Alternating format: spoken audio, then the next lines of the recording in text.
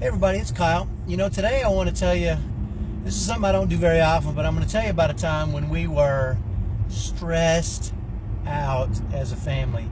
I'm telling you, it was combat zone type stress in our home. And it was back when Eric and Ricky were younger, very much younger.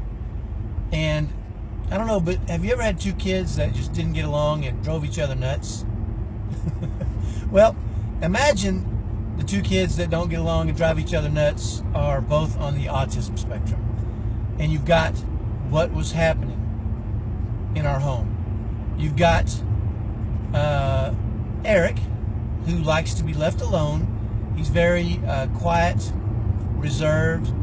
If you put him in his room and gave him some toys and movies and fed him pizza and eggs and cheese toast, he would live a happy life without ever communicating with anyone, ever. And you've got Ricky, who's on the spectrum, who is ADHD, highly social, constantly wanting attention, and will do almost anything to get it. And the person he wanted attention from the most was Eric. And so it was not unusual we tried putting them in separate rooms. We tried, I'm not going to go into all the kind of stuff we tried, but you name it. We tried to separate them, keep them apart, and that just wasn't a realistic option because they weren't going to be separated. Ricky wasn't going to allow it. He was just... So it wasn't unusual for the days of the week to go like this, and we'll start with Sunday, which would wake up with a smash because Ricky would take Eric's Bionicle and run with it.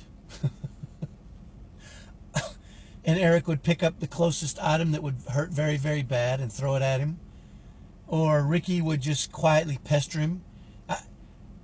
Here's the deal. The stress was overwhelming. It was, what do you do when each of your kids has their own issues understanding and they pester each other and ramp each other up and escalate each other? Well, you have stress that's out of this world. You have stitches, bones that are broken. You have a smashed up house. I'm telling you, there was a time when our home looked like a war zone because of the holes in walls and smashed windows and wood over things, windows that we couldn't replace, and it was just it was a real bad time for us. But I do want to tell you this, that we didn't give up. We kept looking and kept trying and kept attempting different strategies, and we had a focus on, if anybody could make this better, we could.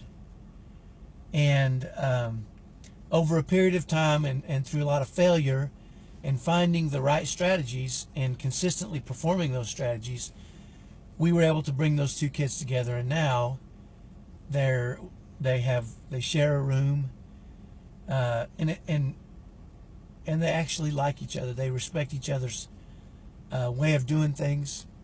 We still have moments where they're tricky, but they're very few and far between. And when they do have tricky moments, we're able to address them with each of our boys and their level of understanding, so that we can reduce that stress. So, I don't talk a lot about the stress that we had as a family. I don't talk a lot about the biting and the scratching and the headbutting and the throwing of anything that was big enough to hurt you.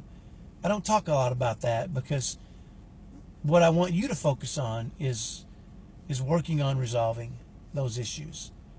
And more importantly than that is never giving up. Continue to look for strategies.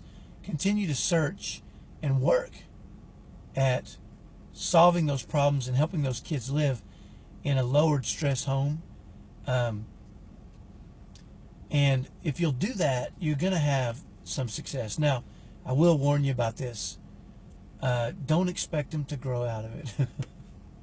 We work with a lot of families. We work with a lot of families that have grown kids that still do this because they haven't been able to find the right strategies and address them properly. Thank goodness we can help them do that when we come in, but there's no reason for you to live with it for the next 15 or 20 years or however long you need to. The time is now to start addressing these things and put some strategies in place that work in your home that allow you to lower the stress for everybody, not just your kids on the spectrum, but for you, for your marriage, because it can be a strain on that too. We've had moments where we didn't think our marriage would work. So do that. Have a great day. Don't give up. Search, hunt, work hard, struggle to find those things that can help your family. If that's us, perfect. We'd love to help you, but keep working at it. Don't give up. It doesn't go away on its own. We'll talk to you next time. Bye-bye.